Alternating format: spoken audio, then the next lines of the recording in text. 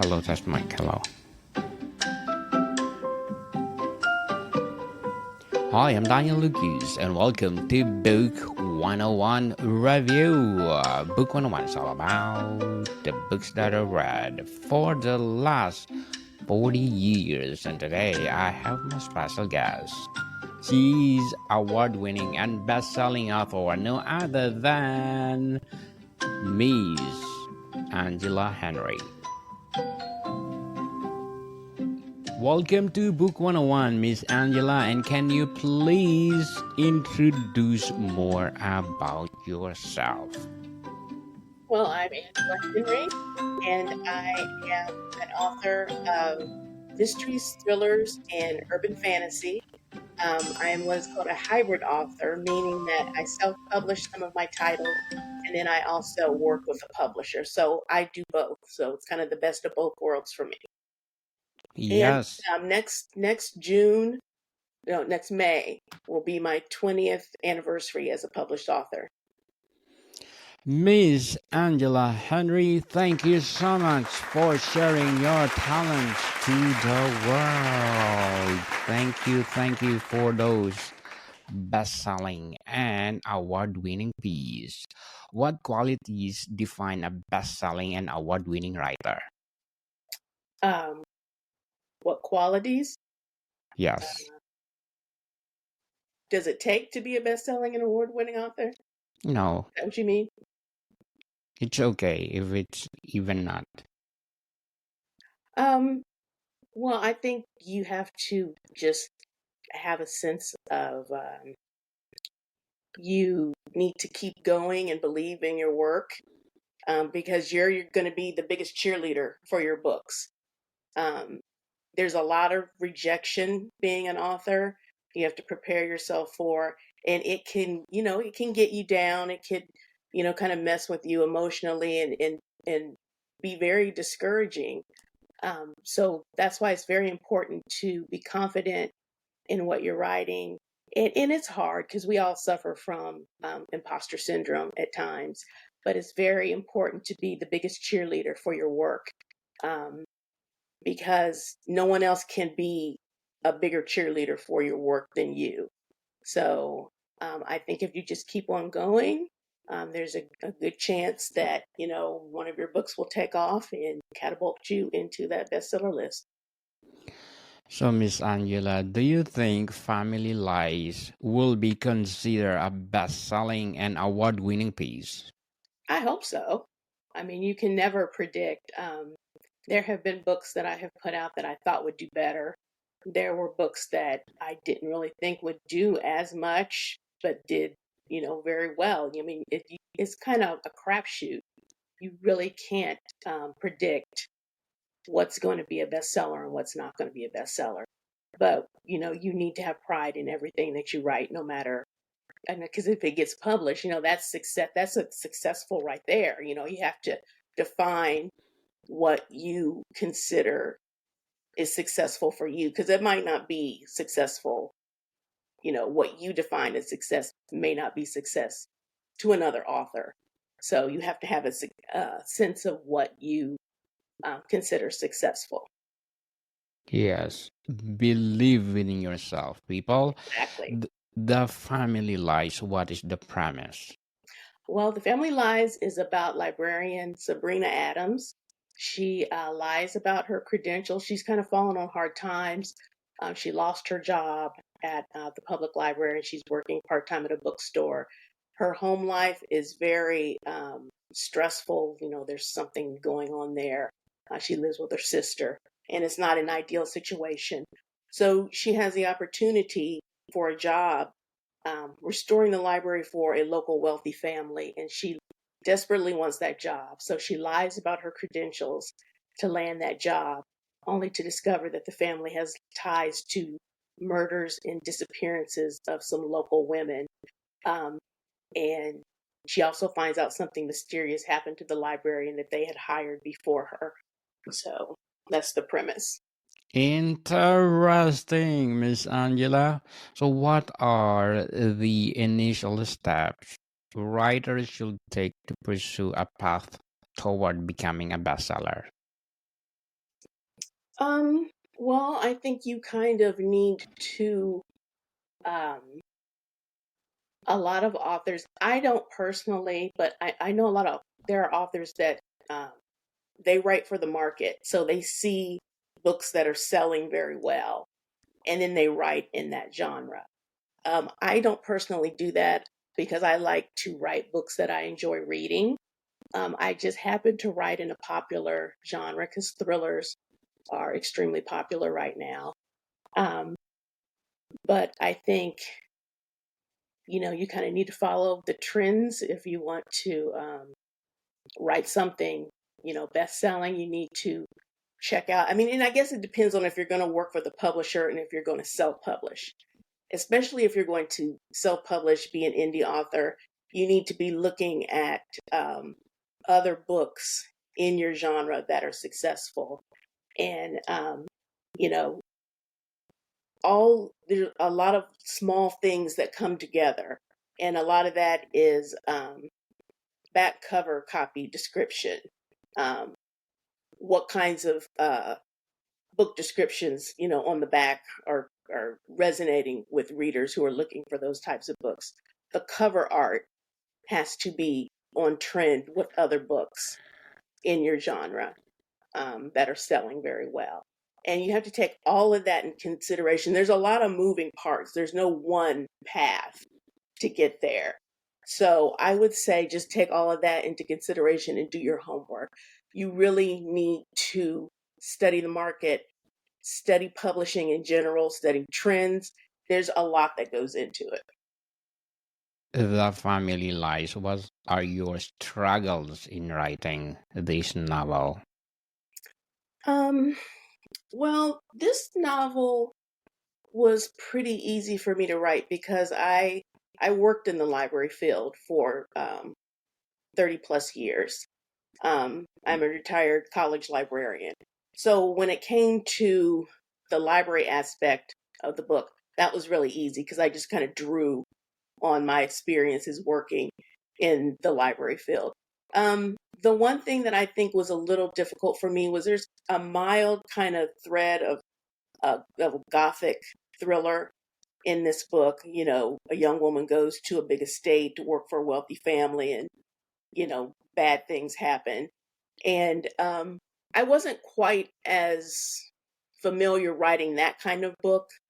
Um, so that was a little challenging, but I got good feedback from my editor because this is one of my books that's published by a publisher. It's published by Storm Publishing, and my editor is excellent, and she helped me kind of navigate the things that were not as strong in the book. Um, but other than that, it wasn't a hard book to write. So, Miss Angela, what challenges do writers typically face on their journey to gaining widespread acclaim? Just getting your name out there is a really, I mean, hundreds of books, new books are released every day, and it's really kind of hard to kind of cut through all of that and make a name, get your name out there, get your book titles out there because you're competing with so many other titles that are being released at the same time. So, and then, it's, what you also want to do is the people who do read your books, you want to retain them so that they'll, be excited about your next book. And that can kind of be hard too to keep people's attention because our attention spans, everything is competing for our attention. Our lives, our jobs, our families, social media and everything. So for me personally, the hardest thing about, you know, being an author is just kind of standing out, when you're in a pack of other people writing the same kinds of books. You must be unique, people like Miss Angela. The family lies. Can you tell us the research process? Well, like I said, the library aspect of it, I did have to do a bit of research because uh, my main character, Sabrina, is hired to restore the library a private library for a wealthy family. And I've never done that in my career. So I had to look up and see what all that entailed. So um, I did a lot of research into just how one would restore a library, how you would evaluate the collection of books, just things like that.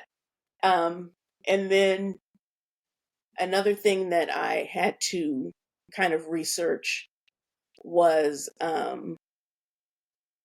there's crimes committed in this, and there's also there's a character who is ill, and without giving away too much, I had to research the illness to see, to make sure I was depicting it accurately. So those were the main things, research things that I had to do for the book. So, Miss Angela, how do best-selling and award-winning writers develop a compelling narratives that resonate with readers? Well, again, I kind of write the kind of books that I would enjoy reading, and I, hope readers enjoy it too. But I think it also goes back to uh, what's kind of trending in the genre that you're writing in. And, of course, you want to be unique. So taking maybe some familiar tropes, thriller tropes, and then kind of giving them a new spin, or, putting a new spin on them to make it unique for you and for your voice as an author. Definitely. The family lies. Which chapter do you want to share to us? Your favorite chapter? My favorite chapter is probably the end, the prologue. Um, when all the action has happened, um, you kind of get a little update, and then you also find out some additional kind of shocking information. So I would say the prologue is my favorite. How do successful writers maintain consistency and discipline in their writing process? A hard one because it's different for every author. I know some authors who pick a certain time every day that they're going to write, um, and nothing can interrupt that. And then I know other authors who just, you know, they may write 20 minutes here and there, like throughout the day. They'll pick, whatever time that they have. Like if they have children or they have a full time job, they'll take small chunks of their day to write and get their word count in. Um, I also know authors that plot out everything before they start, and then others that just sit down and write and see where it takes them. Personally, when I'm working on a book, I try to write about 2,000 words a day. And it's kind of a mixture because I do dictation. I'll take my phone and sit on the couch and just dictate out a scene and then copy and paste it into my original document and then, clean it up and everything. Um, I used to be what's called a planner, and I would plan out everything. And I still do to a certain extent, but I don't follow 100% of it. I might follow 75 to 80% of that outline to write my books. It just depends on the author. Everyone's got their own process, but you have to show up and do the writing because you're not going to get anything written unless you're dedicated and disciplined. So, and it can be hard because life gets in the way and you have all kinds of things competing for your attention, but it's very important to be consistent and to have a routine in place or you're not going to get anything written. In the family lies, what strategies did you use to balance creativity with the market demands? Um, that's a good question. I always like to put my own particular twist and spin on things. So, in this book, there's a lot of references to like Beauty and the Beast. And since it's uh, a book about a woman who goes to catalog the library of a wealthy family, I also wanted to put in references to books um, that that the main character is working on in the library, and also kind of threads of different books that kind of show up in the plot, like Beauty and the Beast, Rebecca, um, Jane Eyre, books that I loved, you know, that I read growing up. I kind of put little references to those kind of like Easter eggs throughout the book. And that was fun to do. And that's another thing. You got to have fun with it. If it's a chore and a dread to sit down and write whatever you're writing, then maybe you need to set it aside and work on something that excites you. So I always have to be excited about what I'm writing about.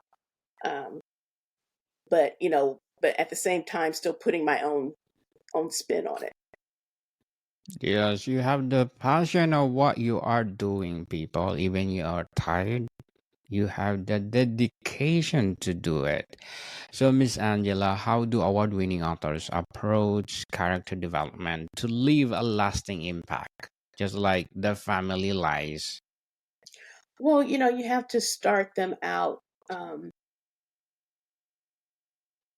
you usually give them some kind of problem that they're dealing with, or some kind of past event or something that's impacting their life when the book first starts out. And then as the events of the book unfold, you find them dealing with this either past trauma or whatever they're dealing with, and show how it's changing them. And and it can be for the better or the worse. But at the end of the book, you like to make your characters different or transformed in some way based on the events that happened in the book. They may be forced to confront something that happened to them before the book started or during the book, but you always want to leave them transformed. And like I said, it could be for the better or the worse at the end of the book. So you like to leave characters different. They have to be, different, change circumstances or what have you by the end of the book. That's what I like to do.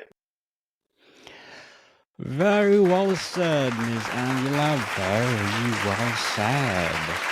And what will be your advice for those people out there want to write their own novel? I just say just start writing. Um, I don't necessarily think that my main education for writing was reading. So if you're very well read and you know what you want to write, be an avid reader of the type of book that you would like to write. Um, Also, just write. It'll probably not be great, but at least you're going to get it out on the page. And the more you write, the better you get. And then the other thing I would say is learn publishing. Whether it's self publishing or traditional publishing, you need to do your research to find out how it works, especially if it's something you want to pursue full time and it's going to be your job. You need to learn about it.